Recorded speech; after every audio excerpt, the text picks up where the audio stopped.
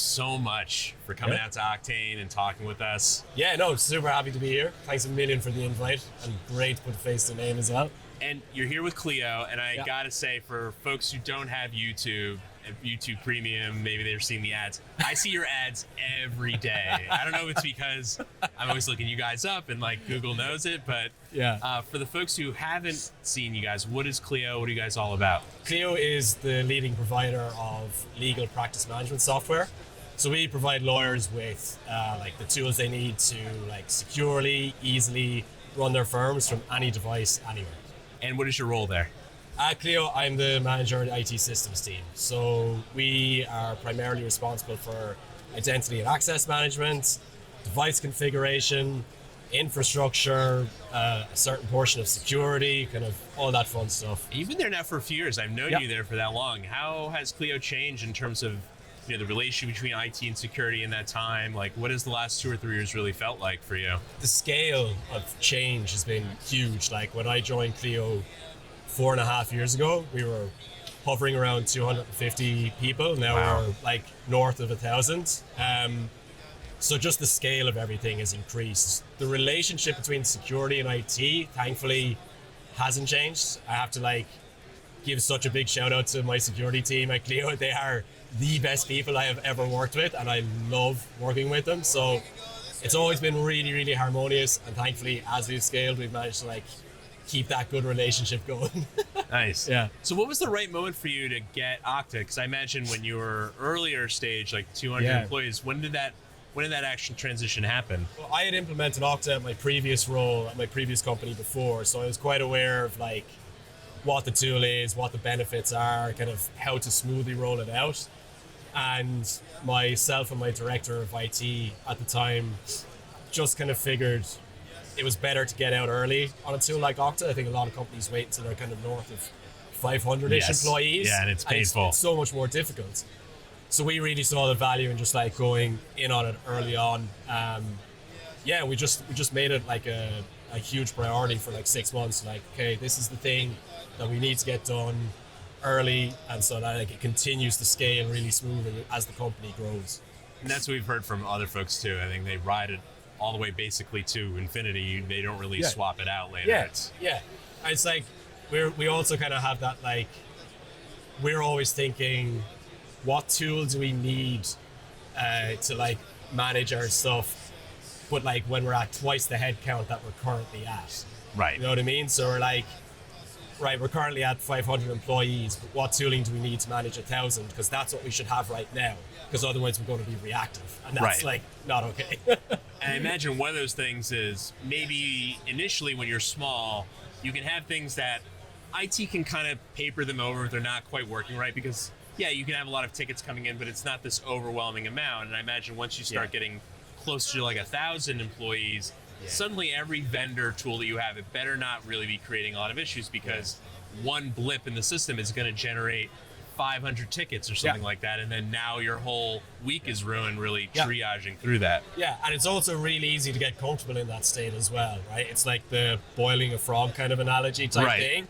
It's just like if you exist in that like scaling problem for long enough, you just don't even see it as a problem anymore. It's not fantastic for people. So I remember very fondly, because when we were working on our Okta integration, you were one of the first companies that we had, because we showed you like kind of like an alpha version. We were like, and I just remember your reaction on the call. Like, you couldn't, and some people like to give us a little bit of a poker face. And you were like, I can't even believe I'm having this call right now. This is the best timing ever. Tell me a little bit about it, because that was earlier this year. What was sort of what made that such great timing? What changed inside that made device trust or posture kind of more of a priority? Yeah, we, like I said, we're not to like blow our own horn a little too much, but we are fairly forward thinking as an IT team. It's one of the things I'm really proud of the team for doing. So we knew kind of that device trust, at this turn that was kind of starting to be bandied around like 4 years ago without much. It was very kind of ephemeral still at the time. But we knew that the concept of it was probably the future that we wanted to operate in. Like that was going to be the way. But we just could not find any existing product that did it the way we wanted it to. Like there was a few out there, but everyone just got the user experience so wrong, like so wrong. It was so user unfriendly. It was opaque. It didn't really like help people, and it just didn't demonstrate any value to people. And so we were essentially at the stage where like, okay, we have to build it ourselves. We were literally like scoping out how many quarters of work in developer time it would be for us to develop our own context-aware engine internally that met like the user experience standard that we were passionate about.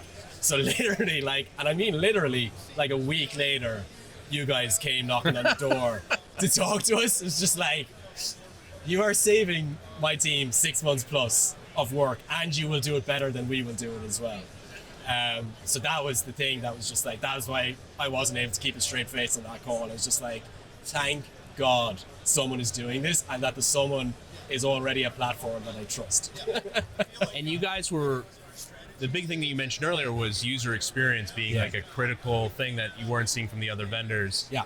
And it makes sense, you know, you want to make sure that your users have a good experience, but was there more to it than just that? Like, did you have other concerns other than, oh, the users won't like it? Was there something more tactical to that? Were you afraid of having to roll it back after rolling it out? Or was there anything around, like, what were the, I guess, what is it about your value system that makes you emphasize that so much? We really, we have a really good relationship with our employee base at Clio.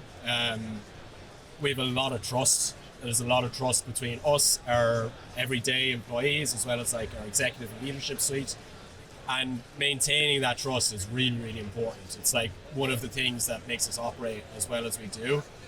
And so just the hesitancy to like roll out any kind of tool that breaks that trust, like we really heavily like focus on and think about. And so we just didn't want to push something out that, yeah, maybe it ticked the boxes technically, right? Like it did implement device trust or zero trust or whatever, but it did it in a way that just made the everyday experience for people worse, or like lowered their trust in the tooling that we were implementing, kind of, you know what I mean? So yeah, it was a combination of those things. I think that was a real focus for us. So let's transition to, all right, you're rolling out Kolide, you're thinking about that process. How did you approach that systematically? Because you don't want to just like rush out, get everybody down. And I know out of all the customers you had, for your size, you were very rigorous with testing it. So can you talk a little bit about sort of the methodology that you put into place there? There was probably two parts to it. There's the kind of, you talk about like the testing phase basically, where we had a lot of hands-on calls with you and your team, and kind of walked through different scenarios. We got it set up and made sure it was only scoped to our internal IT team first. And we dog food ourselves that way a lot, right? Like it's really important that we go through it like really thoroughly ourselves and we fully understand the experience. So that was a big part of it. I mean, that was just the practical side of it, right? I think from what was more impactful from our kind of rolling it out point of view was like really, really heavy communication. Like you cannot communicate enough with these kinds of rollout, in my opinion. And I like when that communication comes directly from the IT team itself. And so we were just really heavy on comms, and that involved, I mean, the obvious stuff like email campaigns, Slack announcements, but also recording like tons of videos of what the new login experience looked like, right? I imagine that's their top concern is like, how ridiculous is it going to feel? Yeah, exactly. And it's like, it's one, it's reassuring them. And then two, it's getting them familiar with the visual experience of what's going to happen.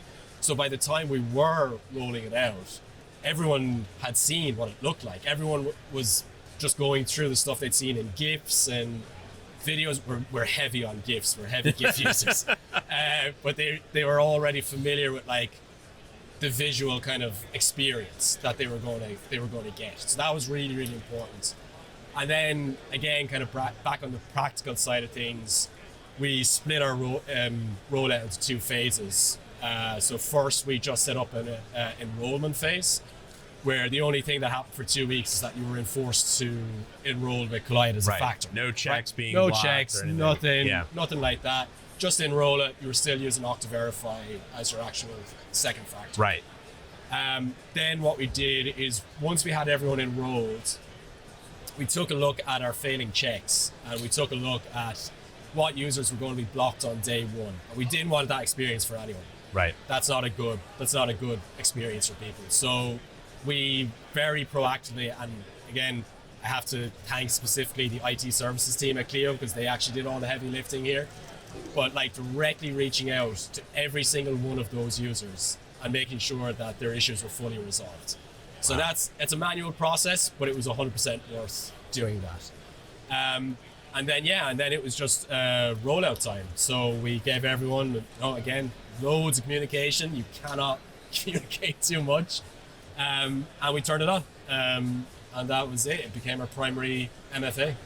Now, when you decided we're going to now turn on some checks, I imagine there was a rigorous discussion around which checks those were as well. Can you give us some insight into how you made those decisions? What were sort of the balancing things from a security, from a UX perspective? What were all the things that went into that? I'm realizing now I didn't include in my previous answer, we did actually run an internal pilot with users that weren't just in IT. So a lot of it came from feedback with them. We made sure to include a really diverse range of people from across the company in all different levels and all different positions. So we solicited feedback from them first of all, right? That was really important.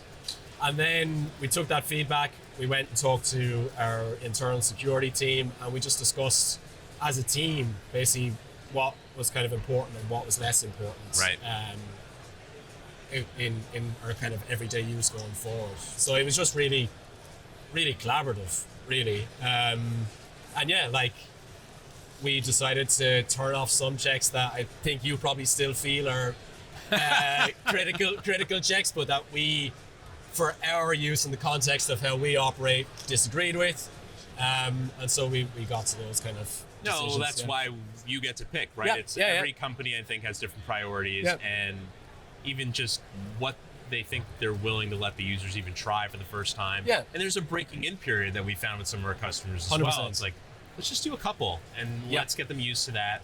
And the other thing that we've seen with some of our customers is there's an initial set of things that will fail, that will never fail again. It's like a misconfiguration. The one I always harp on is the system integrity protection in Mac OS, right? Right. Sometimes you get an overzealous developer, they turn off because they needed to test something and then they never turned it back on. Yeah.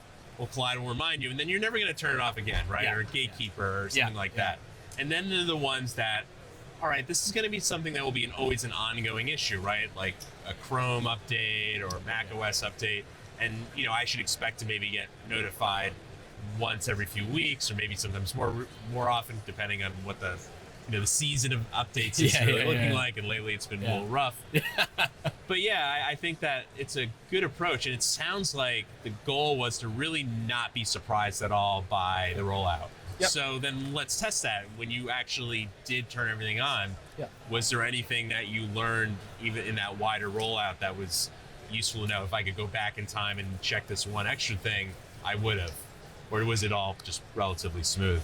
No, honestly, it was super smooth, but it was it showed up some misconfigurations for us, right? Like in the kind of pre-rollout phase, or when everybody was enrolled but not actively authenticating through Kolide. We did discover that we had a couple of widespread issues with some configurations. So we just basically, I think we actually did have to delay our full rollout by 1 week as a result of one or two of those. But for us, it was just no, it's really important for us to fix this ahead of time so that when we are at launch day, it is smooth. That was super important for us. It was let's make this user experience the best it can possibly be. Now that you have this running up internally, has this changed your perspective on all of the other vendors that you work with, right? Because I imagine, this is a relatively new concept, doing device trust this way. When you think about we're getting a new SaaS app, and is it something that ever kind of enters your mind or the security team's mind? Are you aware of changes in their perspective now that you're living it every day? It's probably just reinforced a lot of things, really. It's still kind of disappointing to see a lack of good or back controls on a lot of vendors, and just not a lot of forward thinking, I guess, in that Right. space. Like a lot of vendors are still kind of stuck in the like, oh yeah, we just we have SSO, you know, we're secure, we have SSO. It's like, yeah, but I mean, do you have SCIM? Do you have like group controls, group pushing, like that kind of stuff? And it's just kind of like, if a relatively small company like Kolide can build as mature a security tool as this, Right. that is the front door for every single one of our employees. Like, yeah, we expect a bit more maturity in the industry, I think, from now on. And honestly, a bit more user compassion, I think, is a Yes. big part of it. Like, I'd really like to see more vendors be empathetic to what the user experience is. And that's what we found is a lot of folks, they try to do this and there is really no end user experience piece at all. It's you're blocked. I imagine you found that when you Yep. were kind of looking at the market. Yeah. What they don't have internally is the wherewithal to know that that's not going to work. And so what they end up doing is they roll it out, people are blocked, and then every single one of those moments becomes an IT help desk ticket. Yeah. And then they're frustrated and everybody's unhappy. Yeah. And then they roll it back and it's like a failed experiment. And then, Yeah. oh, I guess this device trust thing really just doesn't work at the end of the day. Yeah. No, it's the UX that makes it Yeah. unlock. So it's good to see. Yeah. That's why we're so grateful to work with companies like you, because you kind of get it intuitively, and you get to now actually watch it really happen in practice, and we get to as well, which is Yeah, been and phenomenal. like one of the cool things that I kind of learned afterwards, I think I knew this a little bit already about Kolide anyway, but since we've implemented it as device trust, is like people really feel like empowered about their own device that we Right. give them, right? Like they don't feel that it's just configured completely remotely by IT and it's a black box. Like they understand what's going on, Right. They understand what's failing, why it's failing, why that's important, and how to fix it themselves, right? Like it gives such a degree of ownership that you just don't really get that often. One of the things we hear from folks all the time is they try to weigh this with an MDM as if they're an either or decision. And I know you guys have some unique perspectives on MDM and how it might complement or augment this type of service. Like, what is your perspective on what would be like an MDM be good for versus something like this? They're totally complementary to me. Yeah. I really don't feel like it's one or the other. I think they're totally complementary systems. I think MDM for us provides some baseline facts that in our industry you just can't ignore. You can't go without, right? Like, so we use MDM to, you know, enforce, like as we talked about earlier, like SIP or gatekeeper or you know, those kinds of things, right? They just have to be configured and enabled, right? And he said, yeah, maybe they can get into a state where somebody's disabled something somehow through some kind of backdoory system or something, and Kolide can kind of solve that then. But there's a lot of things that MDM doesn't really address, right? Like, I mean, a really obvious example is like kind of nefarious browser extensions, right? Yeah. Like you can do like allow lists and stuff like that, but that's awful. It's so static. It's a real point in time. You have to constantly babysit them and Right. you know, make sure they're being updated or whatever.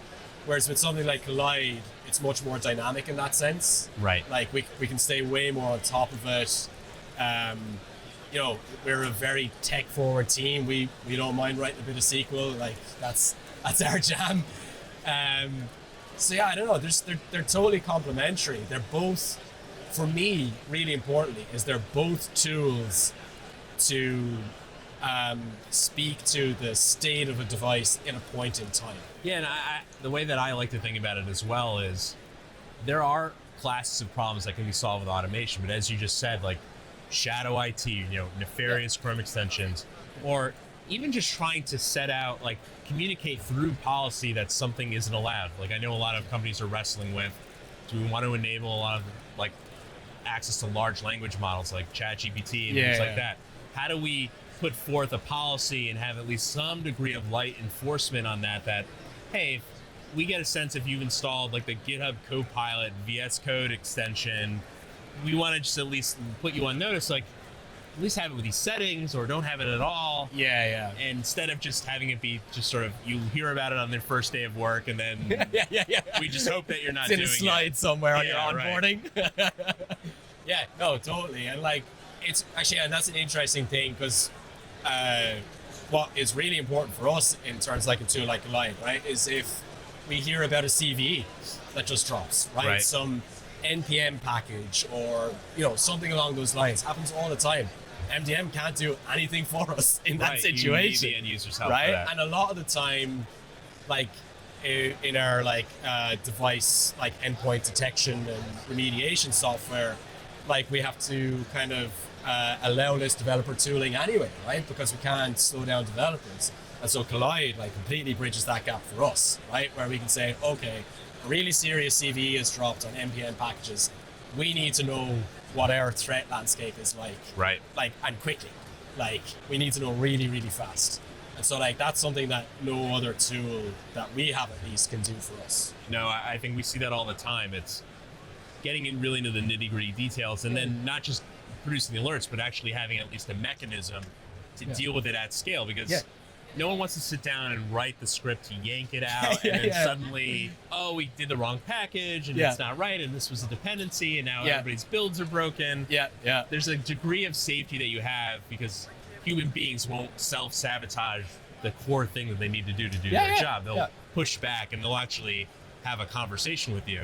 In fact, I actually wanted to ask you about that. Have you had a conversation with anybody about a practice because of something Kolide brought to bear, or they asked for an exemption, or you're not there yet in terms of we're not really checking for that much yet, where those conversations are happening?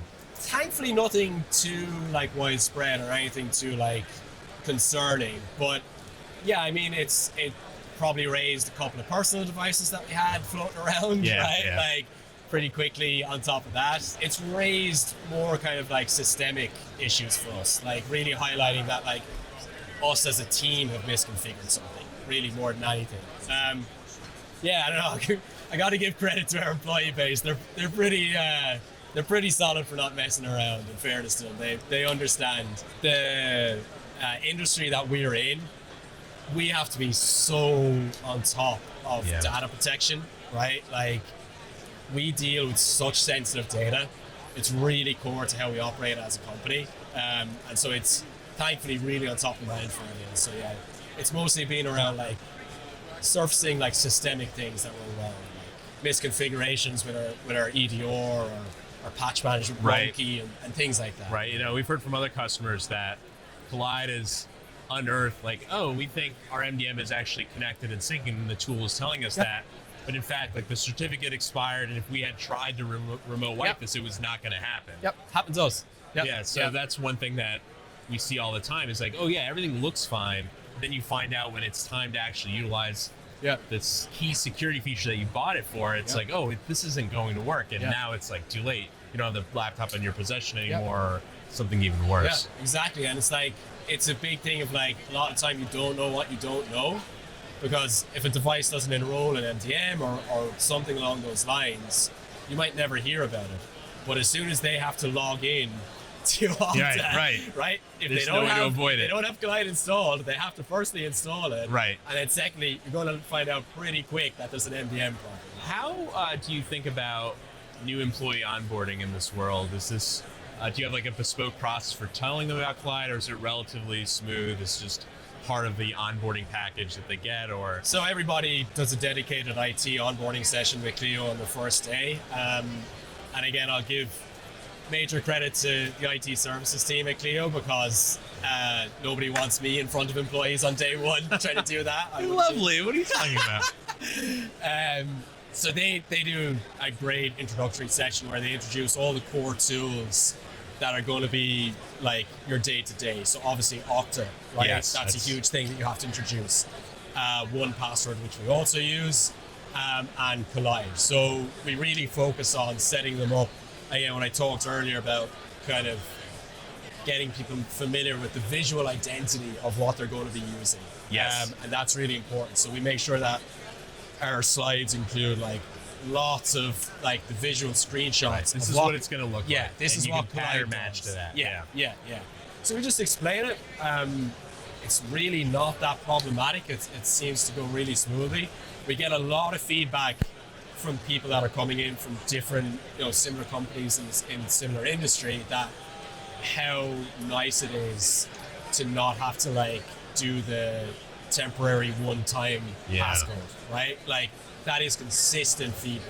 Yeah. And people love that flow. And you kind of gave them a nice UX upgrade over traditional multi-factor by switching to Kolide. Yeah. So they're like, oh, there's actually something in it for us, other than you guys get some assurances. A lot of people, you don't want to install something on your personal cell phone that's related to work. Completely understand that. You do not have to do that now. Right. Like there is no requirement, or like, you know, in the past we would have got YubiKeys or something for people if they didn't want that. But now it's just like, don't worry about it. It's all on device. You're good. And one of the things I hear all the time when people are kind of trying to poke holes in what we do, or the concept of user-focused remediation, they're like, that would work for a really engineering-focused company. What has your experience been with the folks who are not in engineering as they interact with something like Kolide? Do you notice big differences, or has it been pretty much uniform in terms of how people approach it? Yeah, I think it's been super uniform. I do not agree that it is like an engineering-focused product. We have, like, engineering is one of the largest parts of our company, but we have a huge sales team, we have a customer support team, we have marketing, you know, we have everything. And it's really just uniform across the board in terms of like the level of like self-resolution that we see. Like the instructions are straightforward. I even love when you're designing your own check in Kolide, like you guys, the UX is very opinionated about, you know, write good instructions to let this person know how to solve this problem. Yeah, maybe I cursed you a little bit under my breath the first time that I had to do that, but yeah, like it's they're all presented in a sense that's like very straightforward for the user to remediate, right? And there's a bit of context there as well. Like if we come back to the SIP thing, if somebody has disabled SIP, they probably have the context for that little bit of extra technical kind of information, right? They've gone to the terminal, they've gone into recovery mode. Yeah, exactly. They kind of know their way around a little bit. Yeah. So no, I mean, I really do not think it's an engineering-focused product. It's like we see really good like self-resolution across the board. Well, Tim, we couldn't be happier to have you guys as a customer. I think you know, it was great to have you guys be one of the first to roll out, because the things that you did instinctively became the process that we go through with every customer. So like you guys did a survey with some of your employees to even just ask them and actually get written down answers of what was this like. We do that with everybody now. And we have it like in type form. It's like really nice.